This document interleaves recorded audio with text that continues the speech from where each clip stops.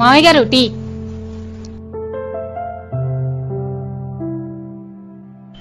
కోడల పిల్ల, ఈ రోజు టీ చాలా బాగుందమ్మా. కుదురుగా నించని చేసినప్పుడు ఎప్పుడు టీ బాగా రాలేదు మామయ్య గారు. ఈ రోజు పరిగెట్టి చేసినప్పుడే బాగా వచ్చింది. పరిగెత్తి చేసావా? ఎందుకమ్మా పరిగెత్తావు? వారం రోజుల నుంచి మన ఇంట్లో ఇంత పెద్ద ఎలక తిరుగుతుంది కదా మామయ్య గారు. అది ఈ రోజు నేను టీ పెడుతుంటే మన వంటగదిలో అటు ఇటు పరిగెడుతుంది. దాన్ని కొట్టడానికి నేను అటు ఇటు పరిగెట్టాను. అది పరిగెడుతూ మీరు తాగుతున్న టీలో పడిపోయింది మామయ్య గారు. బురదలో పడ్డ పందిలాగా ఆ టీలో పడి దొరిలింది గాని నా చేతికి మాత్రం చెక్కలేదు మామయ్య గారు. ఈ టీలో ఎలక పడిందా? ఎలకేంటి మామయ్య గారు, ఆ ఎలకను కొడదామని విసిరిన చెప్పు కూడా ఆ టీలోనే పడింది. ఈ ఎలకతో పాటు చెప్పు కూడా పడిందా? చెప్పు పడితే పడింది గాని ఎలక్కున్న క్రిములన్నీ ఇందులో కలిసిపోయి ఉంటాయి కదమ్మా. ఎందుకు మామయ్య గారు కరెంట్ షాక్ తగిలి కాకిలా గింజిపోతున్నారు? అందులో క్రిములు చావడానికి 2 చెంచాలు పెనాయిల్ కూడా కలిపాను.